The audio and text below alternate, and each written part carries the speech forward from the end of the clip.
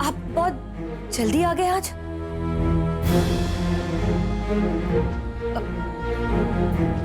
चाय पियेंगे गरम? नहीं, यहाँ तो वैसे भी बहुत गर्मी है। मैं शरबत लेके आती हूँ आपके लिए, ठंडा। हाँ, घर में जहर है तो वो लेकर आना।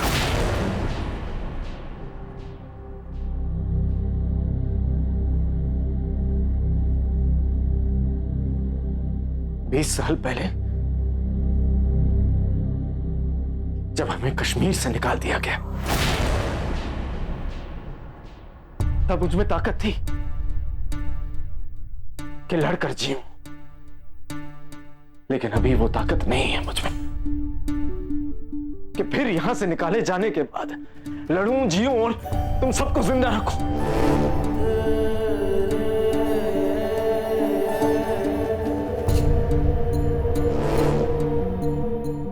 इसलिए अपने उस शरबत में थोड़ा जहर डाल देना और सबको पिला देना।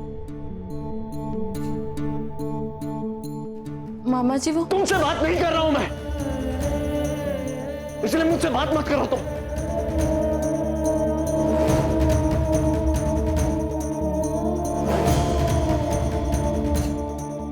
तुम जानती हो बाहर बस्ती में क्या बातें हो रही है? जानती हो तुम? अरे ये तो कल के आए हो, लेकिन तुम चलो, तुम तो यहां 20 साल से रह रही हो, यहां की इस बस्ती के हर रग रग से वाकिफ हो तुम। फिर क्यों नहीं समझा है तुमने इन्हें कि ये इनका स्वर्ग से सुंदर कश्मीर नहीं है, ये नर्क है, नर्क।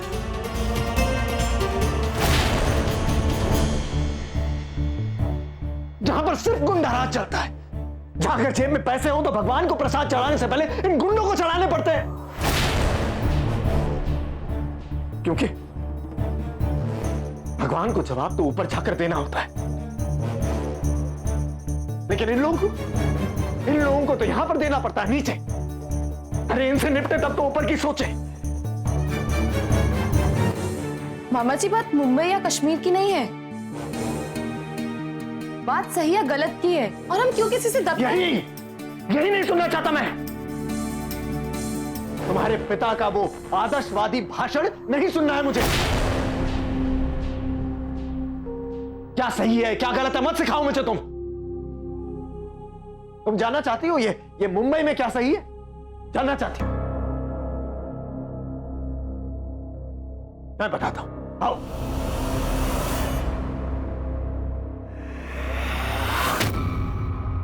वो देखो, वो घर किसका है? महल जैसा घर किसका है?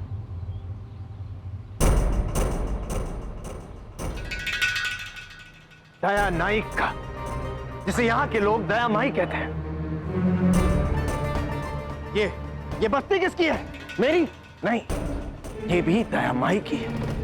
ये यहां ये चाय के ठेले पर खौलते हुए पानी से लेकर हफ्ता न मिलने पर खून खौलने तक का काम किसकी मर्जी से होता है?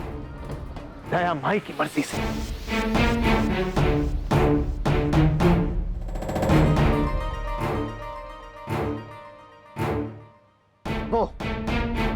वो जो लड़का वहां पर बैठा हुआ है, वो कौन है? वो कोई सड़क छाप 2 पैसे का आवारा गुंडा नहीं है, वो दया माई का हुक्म है, जो इंसानी शरीर के रूप में या हर एक के घर और दुकान के दरवाजे पर जाता है हफ्ता मांगने। अंतरा, इस बस्ती के हर एक घर में तुम्हें एक गोविंद मिलेगा, जो कहीं ना कहीं अपनी मिट्टी को छोड़कर यहां पर आया है और अपनी जिंदगी से लड़ता रहेगा जब तक वो खुद मिट्टी में न मिल जाए।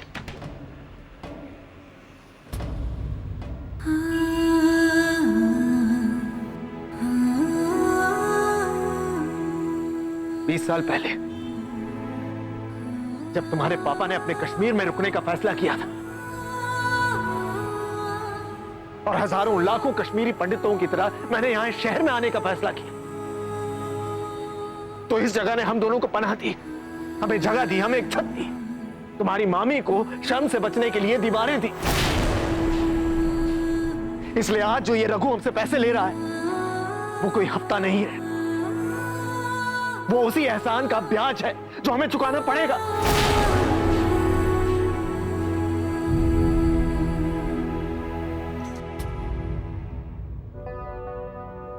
क्योंकि अगर सरकार को टैक्स न दिया जाए तो वो तो हमें अंदर कर देगी, लेकिन अगर इन्हें हफ्ता नहीं दिया तो ये हम सबको बाहर कर देंगे।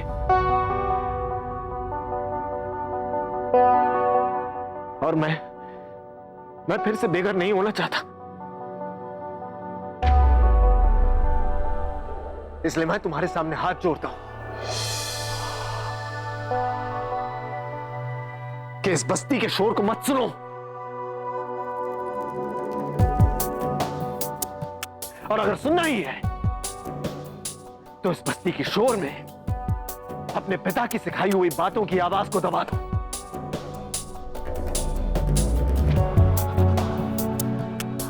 क्योंकि यही हम सबके लिए अच्छा रहेगा। और जो दिख रहा है उसे बर्दाश्त कर लो अंतरा,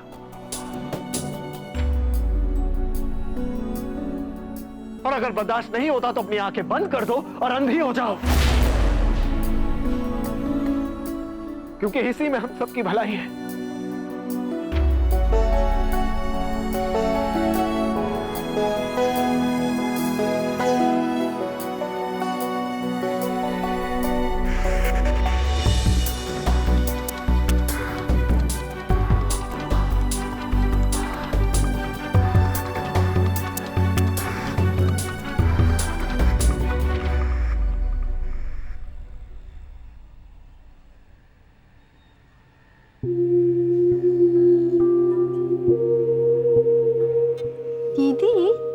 उसने हमारे विंडो के कांच क्यों तोड़े थे?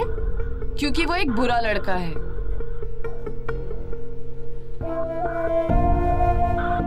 दीदी, तुम अभी भी गुस्सा हो ना? वो फाइटिंग वाला?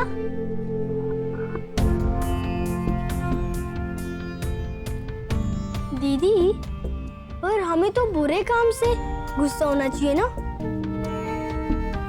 बुरे काम करने वाले से तो नहीं।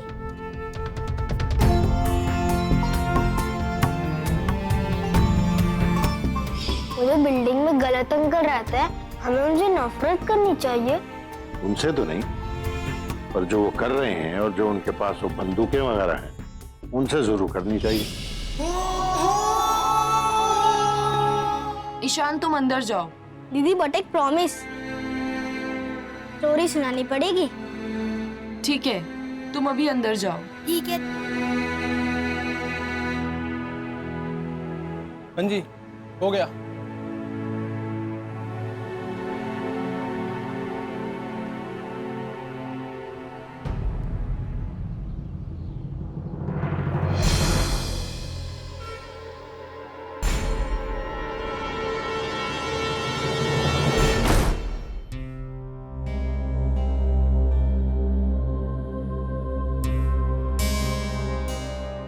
ये गर्मी ना आग उगल रही है।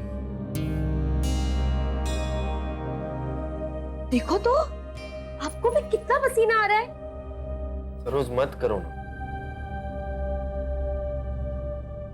मैं क्या कह रही थी, अगले महीने एक कूलर ले ही लेते हैं।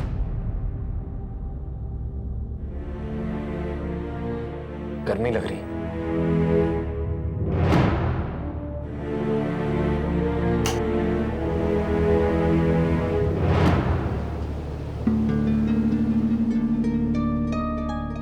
जो है उसको बर्दाश्त करना और उसी में गुजारा करने की आदत लगा लो। महंगाई बढ़ रही, खर्चे बढ़ रहे, लेकिन आमदनी भाई, अगर अय्याशियां करनी है ना तो दूसरा जन्म ले लो तुम। अरे नहीं नहीं, मैंने तो बस ऐसे ही कह दिया था, आपका मूड ठीक करने के लिए।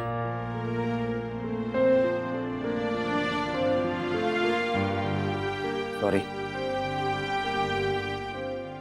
It's okay.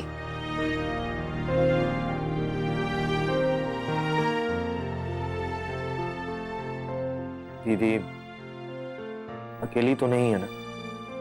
नहीं, नूरापा है ना, वो तो दीदी को एक मिनट भी अकेला नहीं छोड़ती। सरोज एक बात कहूं, मैं सोच रहा था कि इस साल गणपति और दिवाली के बीच अगर धंधा अच्छा हो गया तो दीदी का इलाज किसी प्राइवेट अस्पताल में स्पेशलिस्ट से करा दे। हाँ बिल्कुल, क्यों नहीं। क्योंकि फिलहाल तो उनका इलाज किसी नॉर्मल हॉस्पिटल में ही करना पड़ेगा। इस घर की हर एक की अपनी कमाई से लगाई। कभी सोचा नहीं था कि उस रघु के पैसे से हम अपने घर में ये शीशे लगवाएंगे।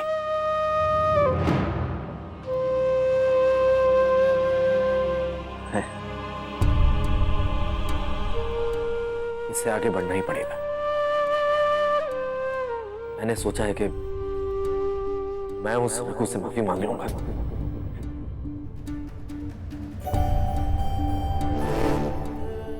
मांगना पड़ेगा, क्योंकि अगर नहीं मांगा तो इस घर से बाहर निकलना और अपना धंधा सब पे ताला पड़ जाएगा। ऐसा कुछ नहीं होने वाला, आप देखना सब कुछ ठीक हो जाएगा।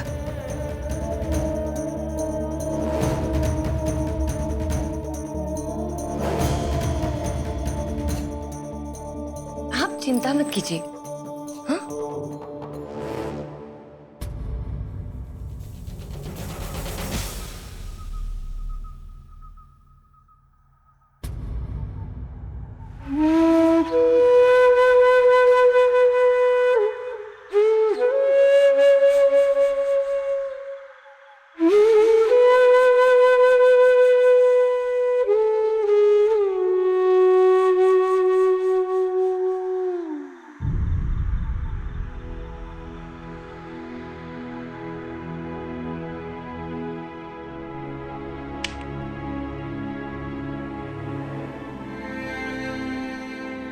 कभी कोई बात दबा के नहीं रखना। जज्बात को दबा दबा कर ढंग की जिंदगी जीना बहुत मुश्किल होता है। थोड़ी गुंजाइश, थोड़ा खुलापन, ताकि कोई अंदर झांक सके, कोई अंदर देख सके।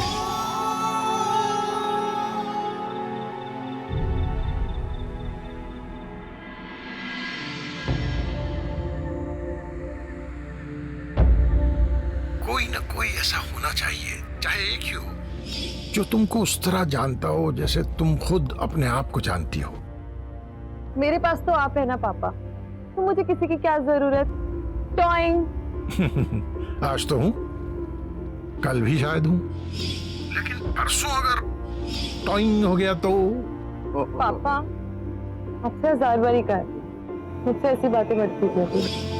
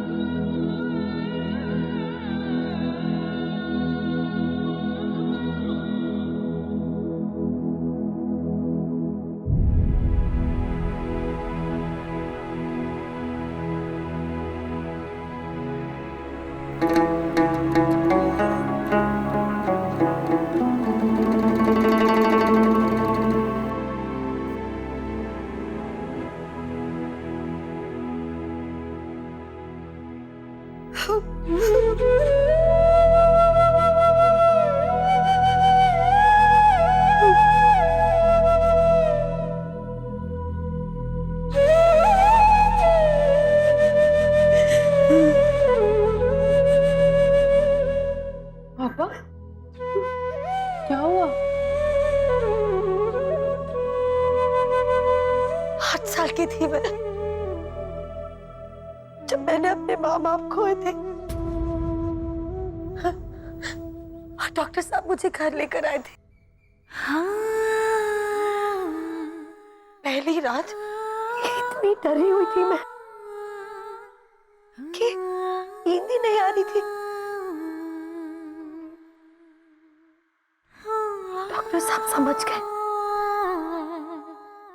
उन्होंने प्यार से मेरे सर पर हाथ फेरा और बोले, डर, दुख ये सब कमजोर होते हैं। इंसान जरा सा भी मुस्कुराए तो ये घबरा कर भाग जाते हैं। तो जब भी कोई दुख हो हंस दो, जब भी तकलीफें आए हंस दो।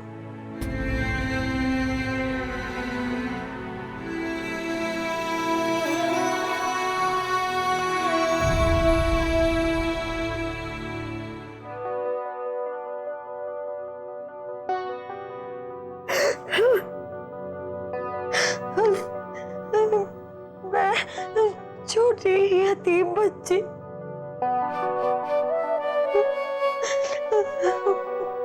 मुझे हंसना सिखाया उन्होंने अंतरा। हर दुख में हंसी में, हर तकलीफ में हंसी में, हंसना जैसे मैंने अपनी आदत बना ली थी। लेकिन ये सब जो हो रहा है,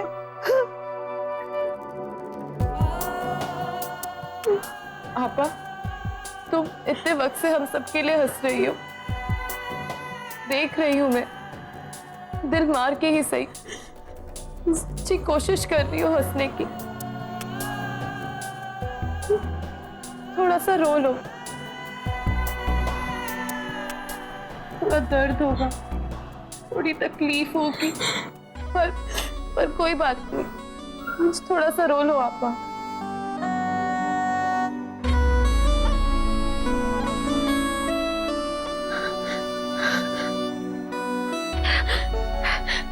जिसके लिए रो रही हूँ उसी को तो वायदा किया था कि मैं हमेशा हंसती रहूंगी।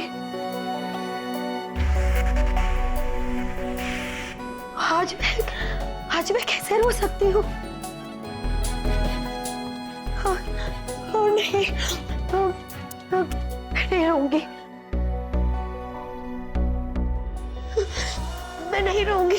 हाय अल्लाह, मैं तो भूल ही गई, भाई साहब के जाने से पहले मुझे उनके लिए शुभता बनाना था। मैं चलती हूँ।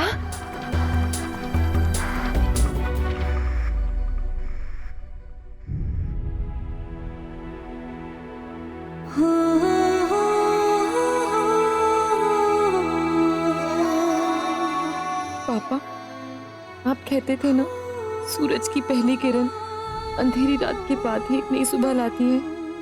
मुझे भी उस सुबह का इंतजार है।